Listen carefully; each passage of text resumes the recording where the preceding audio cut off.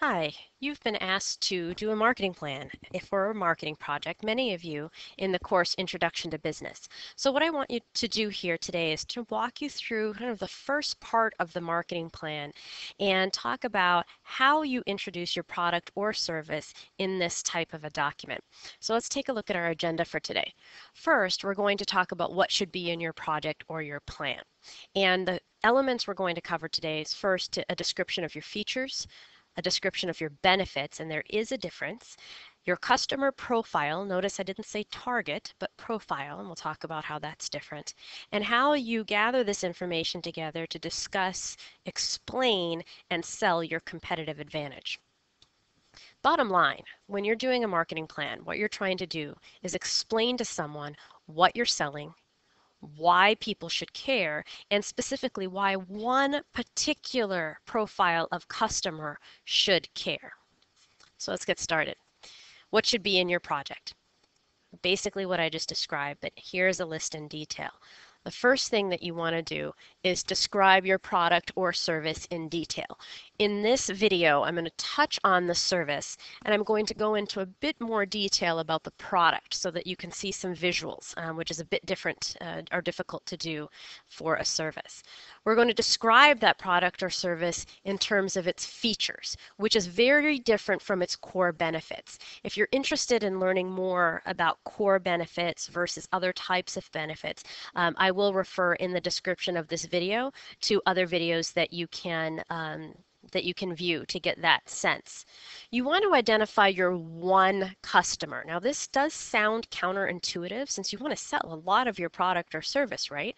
But we're going to look at what focusing your message can do to really developing your point of difference. And this should say difference, shame on me.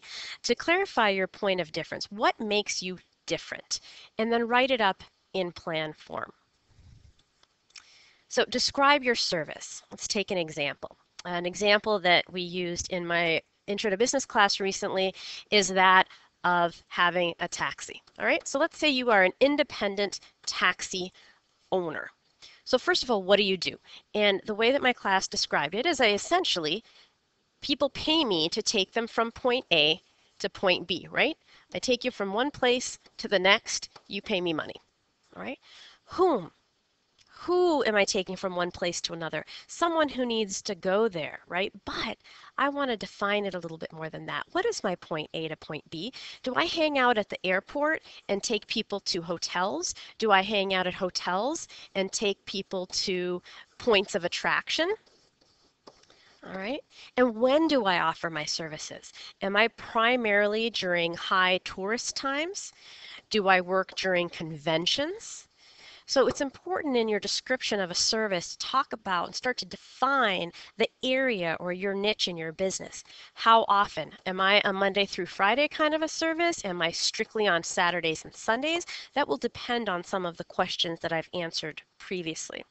And how does someone order my service? Do they only find out about me because they see me? Can they find me online? But not just find me online, but can they book my service online? Is that possible? And in one of my marketing classes, we are doing an online web component where web and ordering online will definitely be one of the channels that a customer can order my service. And where are you located? Now, it might not matter where your actual offices are located. What people want to know is, what is your base of operations? Okay, and that means, are you working primarily in the city? Are you a city-to-city kind of taxi driver? Are you taking people from the suburbs to the city and back? Are you working just in the suburbs? So despite where your offices are located, what people are looking for is, well, where are you? Where do you fit within what I understand of where I live? All right, so these are some features of describing a service. All right. Now we'll look at product next, as I know particularly in my Introduction to Business class we did and will go in great detail about features around a service, which is what their website is going to be about. But I want to take an example of a product, which is probably a more common example, to walk through some of this with you online today. So let's talk about product features. All right. Product features talk about what the person is getting for their money. All right, we're going to use Campbell's Soup at Hand. If you're describing this product, you might first describe, say it's from Campbell's. That becomes important. You'll notice it can be heated in the container. Okay, there's a lid that is spill proof. It's contoured for the shape of your hand. All right, these are all great descriptions of the feature. You might talk about the variety of flavors that are available. You might talk about the nutrients. If I could spell, you might talk about the nutrients. You can certainly talk about the fact that Campbell's Soup at Hand supports schools. You can talk about how the container fits into the cup holder in a car. And you can talk about the fact that you can either buy it individually or you can buy it in packs of 8, 3, 6, 12, whatever packs that you have. All of these things, that it's a microwavable container, etc., are all product features. What am I getting for my money? Right? That is not the same as benefits. So here are some of the features. This says insulated cup, even though you can't read it. This says contoured to the hand, and this says, a sippable cap, essentially. These are the things you're getting for your money, but that's not the benefit. This is why the consumer cares. And you notice I say cares here. This talks about more than just the physical exchange of money. All right, let's look at this woman. It's sippable soup anytime, anywhere. So this ad is telling me the benefit of Campbell's Soup at Hand is that this in-demand mom who loves her kids and kids playing soccer can take care of herself at the same time that she takes care of everything else. Because this consumer knows that on a daily basis, she needs to be super mom. Right? How many of us haven't felt that way, super mom or super dad? So the benefit of this product is you can take care of yourself and never slow down.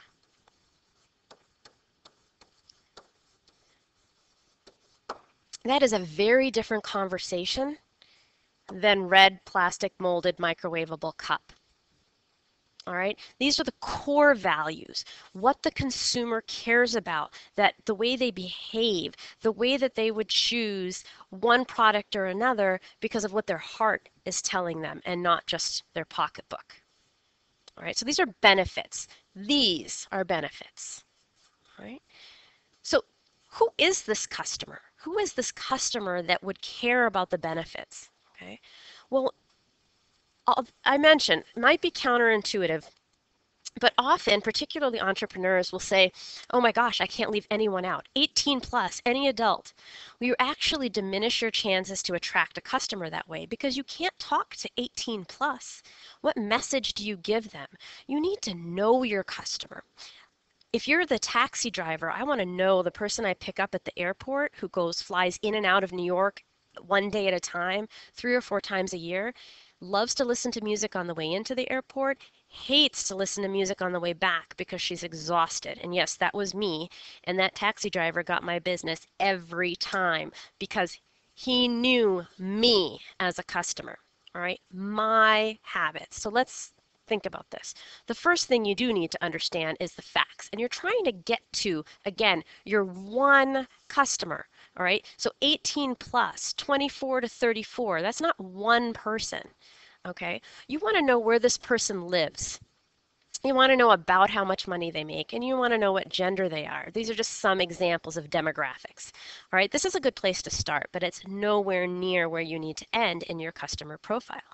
You also want to know what their preferences are, as I mentioned in the taxi example, right? What do they read? What do they eat? What do they watch on TV? What movies do they go to? And what do they do? All right? How does he or she behave? Do they want to fit in? All right, if you look at the iPhone commercials right now, the iPhone 5 against the Samsung Galaxy, they're portraying iPhone 5 users as kind of almost lemmings that are all trying to fit in and get the new iPhone. But Samsung users are going a different way. They're ahead of the curve and they don't care if people know that or not. They just are, right? Are you trying to get ahead in business? Do you value family? Are you an impulse shopper? Are you going through a life change? For example, did you just have children? Are your children leaving the house? Have you retired? Are you in the middle of your career? These are all questions to ask about your customer as you put together a profile. Again, if you're interested, customer profile videos are coming, and I will make sure to mention them in the video description so that you can learn more. But let's use our example of this woman for a customer profile. I'm going to name her Sally. All right. Sally, and it's important to name your customer in your customer profile. Sally has school-age kids, right? They play soccer. All right. I'm just going to choose soccer. It's one of the more popular sports right now for kids. My kids actually play lacrosse. I'm in about the same age range as Sally. I'm at about the same age, or at least as far as you know, I'm about the same age as Sally. And the life stage, look at what she's juggling. She is in demand, and we're not talking about her career here. We're not talking about corner office. We're talking about office. We're talking about splitting her time with the kids. We're talking about soccer. We're talking about her personal interests. She is highly in demand, and she needs the sippable soup anytime, anywhere, because she is in one of the busiest stages of her life. That's not how you spell busiest. Busiest stages of her life. All right. So Sally, looking like soccer, her clothes, she is in a higher income bracket than average. Okay. Um, she's wearing fall clothes, so she's somewhere, let's say she's in the Midwest. All right, where there's warm weather and soup all makes sense. She likes to read Good Housekeeping, and she likes to read Working Mother magazine.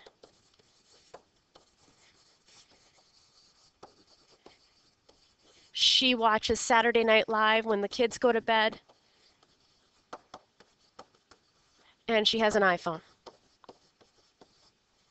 Now we're starting to put together a customer profile. Right, so this is the kind of information you're trying to gather. And I will, in that link, include a worksheet that will help you think through some of the questions you could be asking yourself. Now let's gather some of this together into a competitive advantage. All right. Now this is a typical definition of competitive advantage that I give my students. It is not the technical definition, but it's the essence, and that is the competitive advantage is the reason someone would buy your product or service over the competitors on a regular basis. All right. So this is the reason why someone, notice it says one, not people, someone would buy your product or service over the competitors on a regular basis. Or you might get someone to switch on a coupon, but that's not what we're talking about here. All right. And the answer to your competitive advantage is a combination of features, benefits, and your customer profile, not just who they are, but your knowledge of them. And of course, you can't underplay brand. You notice I'm using a red marker here because red is a key component of Campbell's soup brands. When you see the red can, you know it's Campbell's, right? And Campbell's comes with a lot of notions of warmth, right? Family, tradition, history. But this new product of theirs is also very modern. All right? It's on the go. It's convenience. So you get all the brand of Campbell's with the reasons that Sally would buy Campbell's Soup at Hand today. And it's reinforced by what are called augmented values, like caring for schools, caring for kids. So all this together, the reason someone would buy Campbell's, it's because it's Campbell's. It's the soup you know in the flavors you love on the go so you never miss a beat. That's the competitive advantage for Campbell's Soup at Hand. And you want to try and distilled down to that kind of a comment in your projects. All right. So one way to really understand how to talk about your competitive advantage is to look at one or two close competitors. All right, what kind of products or services do they have that are similar? And how do you position your products against it? So there might be quick ways to get Progresso soup. All right, but how is Soup at Hand and blue is, by the way, Progresso's brand color. How does Campbell's compare, and specifically Soup at Hand, compare to Progresso? All right. And how would you convince a consumer to purchase your product or service over theirs? So in this case, over Progresso's, I'm going to talk about the convenience and I'm going to talk about the features. Okay. So I've done a lot of talking and scribbling, and that's all wonderful as you're giving a presentation. But in particular, as you're writing a plan, there is a structure that is associated with the plan, and I will, as I create the next video, kind of link that structure into the description. But just like any good piece of professional communication, you want to start with an introduction, right? You want to tell people what your purpose is for this service or product. You want to focus each paragraph on one idea at a time as you develop through your features, benefits, and customer and competitive advantage, right? So each one might have multiple paragraphs, but you really want to watch that transition. And you want to end with a conclusion. This is your final chance, your call to action. All right, after reading your document, what do you want the reader of that plan to do? Do you need money? Are you trying to create a website? So is this going to help them develop that site? Are you trying to get someone to buy your product? Are you trying to get a grocery store to carry it? So you want to really think through that conclusion in terms of a call for action. And as always, every opportunity to create a piece of professional communication is also an opportunity to create credibility or destroy it. Proofread your work. Have someone else look at it because it will set you apart. It's one way to make sure your message gets through. Thank you for spending time with me. I hope you enjoy the project.